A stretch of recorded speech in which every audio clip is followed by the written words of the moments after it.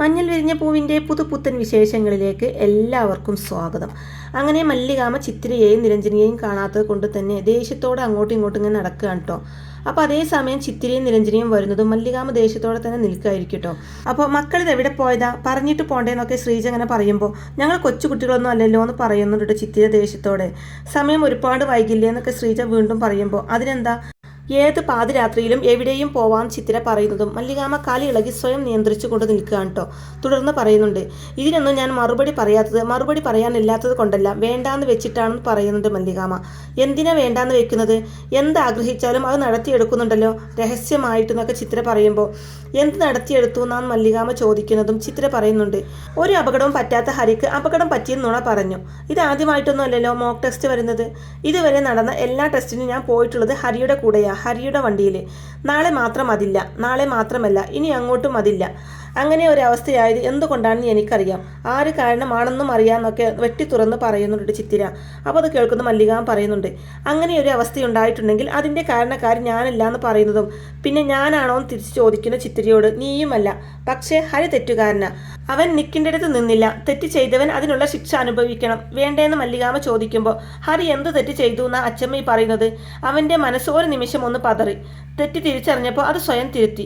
അങ്ങനെയുള്ള ഒരാളെ പിന്നെയും ശിക്ഷിക്കാൻ പാടുണ്ടോ എന്ന് ചിത്ര ചോദിക്കുന്നതും മല്ലികാമ പറയുന്നുണ്ട്, നിന്നോട് തർക്കിക്കാൻ ഞാനില്ല, തർക്കിച്ചാൽ അതൊരു വലിയ വഴക്കാവും, എനിക്കത് തീരെ താല്പര്യമില്ല എന്ന് പറയുന്നുണ്ട് മല്ലികാമ.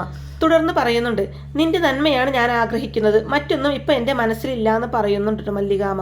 അപ്പോൾ ചിത്തിര, നന്മ എന്നതുകൊണ്ട് അച്ചമ്മ എന്താ ഉദ്ദേശിക്കുന്നത്, എന്നെ കാണാതിരിക്കാൻ പറ്റുമോ എന്ന് ചോദിച്ചപ്പോൾ പറ്റുന്ന ഹരി പറഞ്ഞത്. ആ മറുപടി ഹരിയുടെ മറുപടിയല്ല, അവന് അങ്ങനെ എന്നോട് പറയാൻ പറ്റില്ല. ആ പാവത്തിനോട് ഇത്രയും ദ്രോഹം ചെയ്യണ്ടായിരുന്നു അച്ചമ്മേ, ഞാൻ കാരണമാണല്ലോ ഇങ്ങനെയൊക്കെ സംഭവിച്ചതെന്ന് ഓർക്കുമ്പോൾ എനിക്ക് എന്നോട് തന്നെ പുച്ഛം തോന്നാൻ ചിത്തിര പറയുന്നതും, നീ കാരണമല്ല ഞാൻ കാരണമല്ല, നിനക്കത് മനസ്സിലായില്ല എന്നുണ്ടെങ്കിൽ ഹരിക്കത് മനസ്സിലായിട്ടുണ്ട്, അതുകൊണ്ടാണ് അവൻ നിന്നെ കാണുന്നില്ല എന്ന് തീരുമാനിച്ചത്. ചില രോഗങ്ങൾ മാറാൻ ഒരുപാട് കയ്പുള്ള ഒറ്റമൂലികൾ കഴിച്ചേ പറ്റൂന്ന് മല്ലികാമ പറയുന്നതും, രോഗം അല്ലേ, കഷ്ടമുണ്ട് അച്ചമ്മേ, അച്ചമ്മയിൽ നിന്ന് ഞാൻ ഇങ്ങനെയൊന്നുമല്ല പ്രതീക്ഷിച്ചതെന്ന് പറഞ്ഞിട്ട് അകത്തേക്ക് കയറി പോവാൻ കേട്ടോ ചിത്തിര. പുറകെ നിരഞ്ജനിയും പോകുമ്പോൾ അവളെ പിടിച്ചു നിർത്തി, നിനക്കെങ്കിലും ഒന്ന് വിലക്കിക്കൂടായിരുന്നോ എന്ന് മല്ലികാമ ചോദിക്കുമ്പോൾ, വിലക്കിയാൽ നിൽക്കുന്ന ഒരാൾ, രോഗം ഞങ്ങൾക്ക് ആർക്കും അല്ല അച്ചമ്മക്ക, അത് മാറാൻ മരുന്ന് മാറിയ അച്ചമ്മ ഇപ്പോൾ കഴിച്ചു കൊണ്ടിരിക്കുന്നത്, ചെയ്യുന്നതൊക്കെ മണ്ടത്തരമാണെന്ന് അച്ചമ്മക്ക് വൈകാതെ മനസ്സിലാവുമെന്ന് പറഞ്ഞിട്ട് നിരഞ്ജനിയും അകത്തേക്ക് പോവാൻ കേട്ടോ. ശേഷം മല്ലികാമ പറയുന്നുണ്ട്, എല്ലാവരുടെയും മുമ്പിൽ ഞാൻ തെറ്റുകാരിയായി, നിനക്കും അങ്ങനെ ഒരു അഭിപ്രായമുണ്ടോ ശ്രീജ, ഉണ്ടെങ്കിൽ പറ, നിനക്ക് പറയാനുള്ളതും കൂടെ ഞാൻ കേട്ടോളാന്ന് മല്ലികാമ ശ്രീജയോടായിട്ട് പറയുമ്പോൾ, ഞാൻ ഒരിക്കലും ചേച്ചിയെ കുറ്റം പറയില്ല, ആരെയും പറയില്ല എന്ന് പറയുന്നുണ്ട് ശ്രീജ. അതിനുശേഷം കാണിക്കുന്നത് ചിത്തിര ദേവി ടീച്ചറുടെ വീട്ടിലെത്തുന്നതും എങ്ങനെയുണ്ടായിരുന്നു എക്സാം എന്ന് ടീച്ചർ ചോദിക്കുമ്പോൾ ചിത്തിര ഒന്നും മിണ്ടാതെ അങ്ങനെ വിഷമിച്ചിരിക്കുമ്പോൾ, എന്തു പറ്റി, എന്താ മുഖം വല്ലാതിരിക്കുന്നതെന്നൊക്കെ ടീച്ചർ വീണ്ടും ചോദിക്കുമ്പോൾ, എനിക്ക് എക്സാം നന്നായിട്ട് അറ്റൻഡ് ചെയ്യാൻ പറ്റില്ല ടീച്ചറെ ചിത്തിര പറയുന്നുണ്ട് കേട്ടോ. അപ്പോൾ എന്താ കാരണം, ക്വസ്റ്റ്യൻസ് ടഫായിരുന്നോ എന്ന് ടീച്ചർ ചോദിക്കുമ്പോൾ അതൊന്നുമെല്ലാം ചിത്തിര പറയുമ്പോൾ, ആ തലവേദന വീണ്ടും വന്നോ, ശരീരത്തെയും മനസ്സിനെയും ഒരുപോലെ ബാധിച്ച ആ തലവേദന എന്ന് ചോദിക്കുന്നുണ്ട് ടീച്ചർ. അപ്പോൾ ചിത്തിര പറയുന്നുണ്ട്, തലവേദന ഞാനായിട്ട് ഉണ്ടാക്കുന്നതല്ല ടീച്ചറെ, ചുറ്റും നിൽക്കുന്നവരുണ്ടാക്കുന്നതാ, ഞങ്ങളെ ആരും മനസ്സിലാക്കുന്നില്ല എന്നൊക്കെ ചിത്തിര പറയുമ്പോൾ, ഞങ്ങളോ, ആരാ ഈ ഞങ്ങൾ, നീയുണ്ട്, മറ്റേതാരാം ചോദിക്കുന്ന ടീച്ചറോട് ചിത്തിര പറയുന്നുണ്ട്, ആരുമില്ല, ഉണ്ടെന്ന് അച്ചമ്മ വിചാരിക്കുന്നു, സംശയിക്കുന്നു, എന്നിട്ട് ഓരോന്ന് ചെയ്യുന്നു, എനിക്കതൊന്നും അംഗീകരിക്കാൻ പറ്റില്ല, എന്നെ വിശ്വാസമില്ലാത്തത് കൊണ്ടല്ലേ എല്ലാവരും കൂടി, ഞാൻ ഒരു തെറ്റും ചെയ്തിട്ടില്ല, ഇനി ചെയ്യുകയുമില്ല, പക്ഷേ ഡബിൾ പ്ലേ പാടില്ല, മുമ്പിലൊന്ന് പുറകിൽ വേറൊന്ന്, എനിക്കത് ഉൾക്കൊള്ളാൻ പറ്റില്ല, താങ്ങാൻ പറ്റില്ല എന്നൊക്കെ പറഞ്ഞ് ചിത്തിര വിഷമിക്കുമ്പോൾ ടീച്ചർ പറയുന്നുണ്ട്, നീ വിഷമിക്കേണ്ട, നമുക്ക് എല്ലാ പ്രശ്നങ്ങളും പരിഹരിക്കാം, ഇതൊരു മോക്ക് ടെസ്റ്റ് ആയിരുന്നു, ഒരു മോഡൽ എക്സാം, ഇതിലെ മാർക്ക് പരിഗണിക്കാറില്ല, പക്ഷേ ഇതിനും ഇതിൻ്റേതായ പ്രാധാന്യമുണ്ട്, യഥാർത്ഥ എക്സാം എഴുതാനുള്ള പരിശീലനം ഇതിൽ നിന്ന് കിട്ടുന്നൊക്കെ ടീച്ചർ പറയുമ്പോൾ, അതൊക്കെ എനിക്കറിയാം ടീച്ചറെ, പക്ഷെ പറ്റണ്ടേ, ഇതിനു മുമ്പ് ഒരിക്കലും ഞാൻ ഇങ്ങനെയൊന്നും പെരുമാറിയിട്ടില്ല എന്ന് ടീച്ചർക്ക് അറിയാലോ എന്നൊക്കെ പറയുന്നുണ്ട് ചിത്തിര. അപ്പോൾ ടീച്ചർ പറയുന്നുണ്ട്, അറിയാം, തക്കതായ കാരണമില്ലാതെ നീ ഇങ്ങനെ ചെയ്യില്ല, അതാ എൻ്റെ പേടി, ഒന്നുമില്ലെന്ന് നീ പറയുമ്പോഴും ആ പ്രശ്നം നിന്നെ വല്ലാതെ ബാധിക്കുന്നുണ്ട്, ഒന്നുമില്ലാത്തൊരു കാര്യം എങ്ങനെ ഇത്ര ആഴത്തിൽ നിന്നെ സ്പർശിക്കുന്നു, എന്നെ അലട്ടുന്നത് അതാണെന്ന് പറയുന്നുണ്ട് ടീച്ചർ. അപ്പോൾ ചിത്തിര സോറി പറയുമ്പോൾ ടീച്ചർ പറയുന്നുണ്ട്, സോറി എന്നോടല്ല, നിന്റെ മനസാക്ഷിയോടാ പറയേണ്ടത്, നീ വിദ്യാർത്ഥിയാ, നിന്റെ ധർമ്മം പഠിക്കുക എന്നുള്ളതാ, മറ്റൊന്നും നിന്നെ അലട്ടാൻ പാടില്ല, അലട്ടിയാൽ അത് നിന്റെ പരാജയമായിട്ടേ ഞാൻ കാണുകയുള്ളൂ, നിന്നെ മാത്രമേ അത് ബാധിക്കൂ, അത് അനുവദിക്കാൻ പാടില്ല, ഒരു ടീച്ചർ എന്ന നിലയിൽ ഒരിക്കലും ഞാനത് അനുവദിക്കുകയുമില്ല എന്ന് പറയുന്നുണ്ട് ടീച്ചർ. തുടർന്ന് ടീച്ചർ പറയുന്നുണ്ട്, എന്തായാലും ഇതിൽ എനിക്ക് എന്ത് ചെയ്യാൻ പറ്റുന്നതെന്ന് ആലോചിക്കട്ടെ, എന്നിട്ട് ഉചിതമായൊരു തീരുമാനം എടുത്തോളാം എന്ന് പറയുമ്പോൾ ടീച്ചറും എന്നെ സംശയിക്കുകയാണോ എന്ന് ചിത്രി ചോദിക്കുമ്പോൾ, ഞാൻ അങ്ങനെ ചെയ്യുമെന്ന് നിനക്ക് തോന്നുന്നുണ്ടോ? നീ എനിക്കൊരു സ്റ്റുഡൻസ് മാത്രമല്ല മകളും കൂടിയാണെന്ന് പറയുന്നുണ്ട് ടീച്ചർ. തുടർന്ന് അകത്ത് ചായ ഇരിപ്പുണ്ട്, ചെന്ന് കുടിക്കുമെന്ന് പറഞ്ഞിട്ട് ചിത്തിരിയെ അകത്തേക്ക് പറഞ്ഞു വിടുകയാണ് കേട്ടോ. അതിനുശേഷം കാണിക്കുന്നത് ടീച്ചർ മല്ലികാമയോട് എന്താ ഒന്നും പറയാത്തതെന്ന് ചോദിക്കുമ്പോൾ മല്ലികാമ പറയുന്നുണ്ട്, അന്ന് അവൾക്ക് പരീക്ഷയ്ക്ക് മാർക്ക് കുറഞ്ഞു ടീച്ചർ പറഞ്ഞപ്പോൾ അതിൻ്റെ കാരണം അറിയാമായിരുന്നിട്ടും അത് സമ്മതിക്കാതെ ഒളിച്ചു വെക്കുകയായിരുന്നു ഞാൻ. എൻ്റെ മോൾക്ക് മാർക്ക് കുറഞ്ഞിട്ടുണ്ടെങ്കിൽ അതിനൊരു കാരണമുണ്ടെങ്കിൽ ആ കാരണത്തിന് ഉത്തരവാദി ഞാനും കൂടിയാണെന്നുള്ള തിരിച്ചറിവാണ് എന്നെ കൊണ്ട് അങ്ങനെ ചെയ്യിച്ചത്. എന്തിൻ്റെ പേരിലാണെങ്കിലും അവളെ കുറ്റപ്പെടുത്തേണ്ടി വരുമ്പോൾ പ്രതിസ്ഥാനത്ത് നിൽക്കേണ്ടി വരുന്നത് ഞാനും കൂടിയാ. അതുകൊണ്ടാണ് ടീച്ചർ അന്നൊരു പ്രശ്നവുമില്ല എന്ന് പറഞ്ഞ് ഞാൻ ഉഴമ്പിയത്. പക്ഷേ ഇപ്പോൾ അങ്ങനെ ചെയ്താൽ ശരിയാവില്ലെന്ന് എനിക്കറിയാം. കാരണം പ്രശ്നം ഗുരുതരമാണ്. എത്രയും വേഗം പരിഹരിച്ചില്ലെങ്കിൽ അത് കുഴപ്പം ചെയ്യും. ചിത്തുവിൻ്റെ ഭാവിയെ ബാധിക്കുന്നൊക്കെ പറയുന്നുണ്ട് മല്ലികാമ. അപ്പോൾ ടീച്ചർ പറയുന്നുണ്ട്, ബാധിച്ചു കഴിഞ്ഞു. മല്ലികാമയ്ക്ക് അറിയാലോ ഈ പ്രായത്തിൻ്റെ പ്രത്യേകത. മനസ്സിങ്ങനെ മറക്കടനെ പോലെ ചാടി നടക്കുന്ന പ്രായ ഇത്. ഈ പ്രായത്തിലുള്ള കുട്ടികളെ മനഃശാസ്ത്രപരമായി വേണം കൈകാര്യം ചെയ്യാൻ, അല്ലെങ്കിൽ അത് ഗുണത്തേക്കാളേറെ ദോഷം ചെയ്യുമെന്ന് പറയുന്നുണ്ട് ടീച്ചർ. അപ്പോൾ മല്ലികാമ പറയുന്നുണ്ട്, എനിക്കറിയാം ടീച്ചർ, എല്ലാം അറിയാം, പക്ഷേ ഒന്നും ചെയ്യാൻ പറ്റുന്നില്ല. അങ്ങനെ ഒരു അവസ്ഥയിലാണ് ഞാനിപ്പോൾ എന്ന് പറയുന്നുണ്ട് മല്ലികാമ. അപ്പോൾ ടീച്ചർ പറയുന്നുണ്ട്, ഈ ടീനേജിൻ്റെ പ്രശ്നം എന്ന് പറയുന്നത് പ്രധാനമായും ചില റിലേഷൻഷിപ്പുമായി ഉണ്ടാകുന്ന പ്രശ്നമാണ്. അത് തന്നെയായിരിക്കും ചിത്തിരിയുടെ കേസിലും എന്ന് എനിക്കറിയാം. അതാര് എങ്ങനെയെന്നൊന്നും കേൾക്കാൻ ഞാൻ ആഗ്രഹിക്കുന്നില്ല. ഒന്ന് ഞാൻ പറയാം, നമ്മളുണ്ടാക്കുന്ന നിയന്ത്രണങ്ങൾ ചിലപ്പോൾ ഗുണം ചെയ്തു എന്ന് വരില്ല, ചിലപ്പോൾ അത് കുഴപ്പമുണ്ടാക്കുകയും ചെയ്യുന്നൊക്കെ പറയുന്നുണ്ട് കേട്ടോ ടീച്ചർ. അപ്പോൾ മല്ലികാമ പറയുന്നുണ്ട്, രണ്ടുപേരും കാണരുതെന്ന് ഞാൻ വിലക്കി. ചിത്തുവിനൊന്നുമില്ല, പയ്യൻ്റെ മനസ്സിലാണ് കറ. വിലക്കിയത് തെറ്റായിന്ന് ഇപ്പോൾ ഞാൻ ആലോചിക്കുമ്പോൾ മനസ്സിലായി എന്ന് പറയുമ്പോൾ ടീച്ചർ പറഞ്ഞു കൊടുക്കുന്നുണ്ട്, പരിഹാരം പറയാൻ ഞാൻ ആളല്ല. ഈ പ്രായത്തിലുള്ള കുട്ടികൾ ഏറ്റവും കൂടുതൽ വെറുക്കുന്നത് രണ്ട് കാര്യങ്ങളാണ്. ഒന്ന് ഉപദേശം, രണ്ട് നിയന്ത്രണം. ഇത് രണ്ടും ഇല്ലെങ്കിൽ ശരിയാവില്ലെന്നറിയാലോ. വളരെ ബുദ്ധിമുട്ടാണ് ഈ പ്രായം ഒന്ന് കഴിയാൻ. ഒരു സ്ഫടിക പാത്രം എങ്ങനെയാണോ നിലത്ത് വീണ് പൊട്ടാതെ നമ്മൾ സൂക്ഷിക്കുന്നത്, അതുപോലെ വേണം ഈ പ്രായത്തിലുള്ള കുട്ടികളെ കൈകാര്യം ചെയ്യാൻ എന്നൊക്കെ പറഞ്ഞു കൊടുക്കുന്നുണ്ട് ടീച്ചർ. തുടർന്ന് പറയുന്നുണ്ട്, പഠിത്തത്തിൽ അവൾക്കിപ്പോൾ ഒരു മടുപ്പുണ്ട്, അത് മാറണം. ടീച്ചർ എന്ന നിലയിൽ ഞാൻ ആഗ്രഹിക്കുന്നത് അതാ. അതിനെന്തൊക്കെ ചെയ്യാവോ അതൊക്കെ ചെയ്യാം. കാരണം ഇപ്പോൾ അവൾക്ക് പഠിത്തമാണ് മുഖ്യം. അത് പോയാൽ പിന്നെ ഒന്നും എന്ന് പറയുന്നുണ്ട് ടീച്ചർ. അതിനുശേഷം കാണിക്കുന്നത് റൂമിൽ ഒറ്റയ്ക്കിരുന്ന് ആലോചിച്ചു കൊണ്ടിരിക്കുന്ന ചിത്തിരിയുടെ അടുത്തേക്ക് മല്ലികാമ വന്നിട്ട്, നീ എന്താ മിണ്ടാതിരിക്കുന്നത്, പഠിക്കാനൊന്നും ഇല്ലേന്ന് ചോദിക്കുന്നുണ്ട് കേട്ടോ.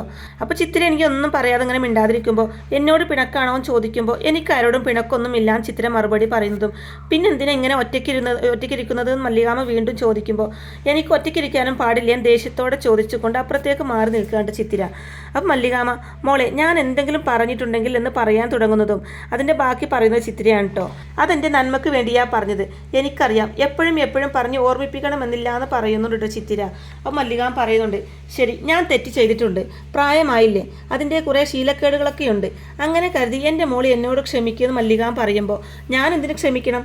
അതിന് അച്ഛമ്മ എന്നോട് വല്ല തെറ്റും ചെയ്തിട്ടുണ്ടോ എന്ന് ചോദിക്കുന്നുണ്ട് ചിത്തിര. ആ ചെയ്തു, ഹരിയെ കാണണ്ടെന്ന് പറഞ്ഞു. ആ തീരുമാനം അത് തെറ്റായി പോയിന്ന് തോന്നുന്നുണ്ട് എനിക്ക്. അതുകൊണ്ട് തന്നെ അതെനിക്ക് തിരുത്തണമെന്ന് മല്ലികാമ പറയുന്നതും മനസ്സിലായില്ല എന്ന് പറയുന്നുണ്ട് ചിത്തിര. അപ്പം മല്ലികാമ, അല്ല ഞാനാണല്ലോ കാണണ്ടെന്ന് പറഞ്ഞത്, അതേ ഞാൻ തന്നെയാ പറയാ, നിങ്ങൾ തമ്മിൽ കാണണമെന്ന്. കണ്ട് സംസാരിച്ചോന്ന് മല്ലികാമ പറയുമ്പോൾ സംസാരിക്കുന്നത് കൊണ്ട് പ്രശ്നമൊന്നും ഇല്ലയെന്ന് ചിത്തിര ചോദിക്കുമ്പോൾ എന്ത് പ്രശ്നം? നിങ്ങൾ ഫ്രണ്ട്സ് അല്ലേ, കൂട്ടുകാർ തമ്മിൽ കാണുന്നത് കൊണ്ടും സംസാരിക്കുന്നത് കൊണ്ടും എന്താണ് പ്രശ്നം എന്ന് ചോദിക്കുന്നുണ്ട് മല്ലികാമ ചിത്തിരയോടായിട്ട്. അപ്പോൾ ചിത്തിര പറയുന്നുണ്ട്, ഈ ചോദ്യമല്ലേ ഞാൻ നേരത്തെ ചോദിച്ചത്. അപ്പോൾ എന്തൊക്കെയാ മുടന്ത ന്യായങ്ങൾ പറയുന്നുണ്ടായിരുന്നല്ലോ എന്ന് ചിത്തിര പറയുമ്പോൾ പറ്റിപ്പോയി, തെറ്റിപ്പോയി, എന്നോട് ക്ഷമിക്കുമെന്നൊക്കെ പറയുന്നുണ്ട് മല്ലികാമ. അപ്പോൾ ചിത്തിര പറയുന്നുണ്ട്, അച്ഛമ്മ ഇങ്ങനെയൊക്കെ പറയുമ്പോൾ എനിക്ക് പുച്ഛാ തോന്നുന്നത്. മോക്ക് ടെക്സ്റ്റ് എനിക്ക് മര്യാദയ്ക്ക് എഴുതാൻ പറ്റിയില്ല. ആ ആദ്യ കാരണമല്ലേ അച്ഛമ്മയുടെ നിലപാട് മാറ്റിയത്. ഞാൻ നന്നായി പരീക്ഷ എഴുതിയിരുന്നെങ്കിൽ അച്ഛമ്മ ഇങ്ങനെയൊക്കെ വന്ന് പറയായിരുന്നോ ചിത്തിര ചോദിക്കുമ്പോൾ പറയായിരുന്നോന്ന് ശ്രീജയും പറയുമായിരുന്നില്ല നിരഞ്ജനിയും ഒരുമിച്ച് പറയുന്നുണ്ട് കേട്ടോ. തുടർന്ന് ചിത്തിര പറയുന്നുണ്ട്, ഇപ്പോഴും അച്ഛമ്മയുടെ ഉള്ളിൽ സ്വാർത്ഥതയാ. എൻ്റെ തർക്കം അവിടെയാ. എന്തിനാ ഇങ്ങനെ സ്വാർത്ഥത കാണിക്കുന്നത്? എന്തിനാ ഇങ്ങനെ പേടിക്കുന്നത്? തെറ്റും ശരിയും തിരിച്ചറിയാനുള്ള പക്വത എനിക്കുണ്ടെന്ന് ചിത്തിര പറയുമ്പോൾ അതറിയാമെന്ന് പറയുന്ന മല്ലികാമയോട് എപ്പോൾ മുതലും ചിത്തിര തിരിച്ചു ചോദിക്കുന്നതും ഇപ്പോൾ മുതലും പറയുന്നുണ്ട് മല്ലികാമ. അപ്പോൾ ചിത്തിര പറയുന്നുണ്ട്, എന്നാൽ ഞാൻ ഹരിയെ കാണാൻ പോകുന്നില്ല. എനിക്ക് ഹരിയെ കാണണ്ട. കണ്ടോന്ന് പറയുമ്പോൾ കാണാനും വേണ്ടാന്ന് പറയുമ്പോൾ നിർത്താനും പറ്റുന്ന ഒരു ബന്ധമായിട്ട് അതിനെ ചുരുക്കാൻ ഞാൻ തയ്യാറല്ല എന്ന് കടുപ്പിച്ച് പറയുന്നുണ്ട് ചിത്തിര. അപ്പോൾ മല്ലികാമ, ചിത്തു നിന്റെ പഠിത്തം ചോദിക്കുന്നതും എനിക്കറിയില്ല, വിധി പോലെ വരട്ടെ, അല്ലാതെ എന്താന്ന് പറഞ്ഞിട്ട് ചിത്തിര റൂമിൽ നിന്ന് പോവാണ് കേട്ടോ. ചിത്തിര പോയതിനു ശേഷം നിരഞ്ജന മല്ലികാമയോടായിട്ട് പറയുന്നുണ്ട്, ഇപ്പോൾ മനസ്സിലായില്ലേ കാണിച്ചത് മുഴുവനും അബദ്ധമായി എന്ന്, അതിബുദ്ധി നല്ലതല്ല എന്ന് പറയുന്നുണ്ട് നിരഞ്ജനയും.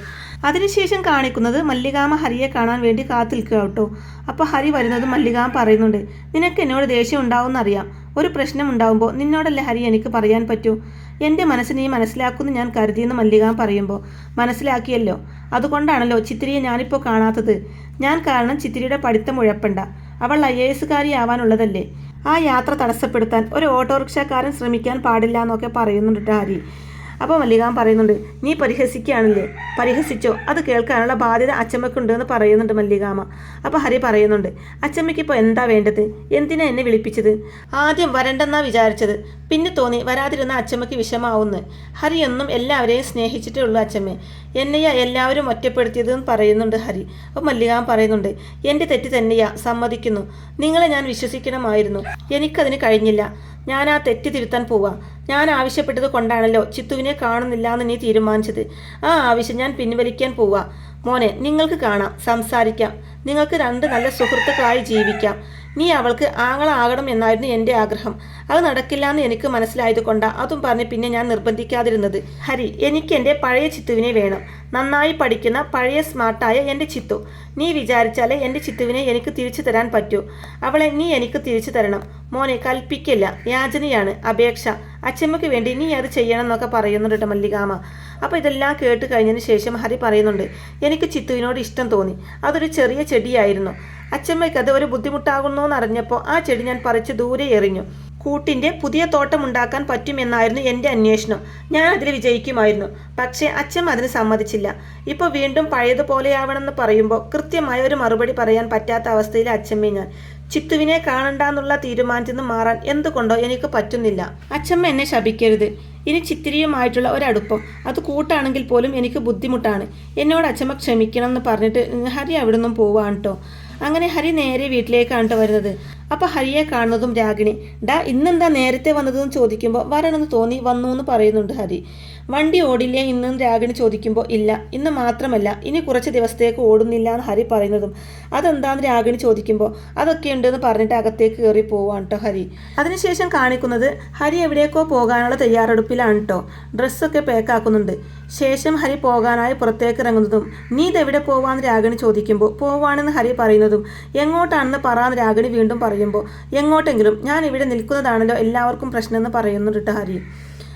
അങ്ങനെ എവിടേക്കോ പോകാനായി തയ്യാറായി നിൽക്കുന്ന ഹരിയെയും കാണിച്ചുകൊണ്ടാണ് കേട്ടോ ഇന്നത്തെ ഈ ഒരു എപ്പിസോഡ് അവസാനിക്കുന്നത്. അങ്ങനെ മഞ്ഞിൽ വിരിഞ്ഞ പൂവിൻ്റെ ത്രില്ലിംഗ് ആയിട്ടുള്ള നല്ല രസകരമായിട്ടുള്ള എപ്പിസോഡുകളൊക്കെ ആയിരിക്കും കേട്ടോ ഇനി വരാനിരിക്കുന്നത്.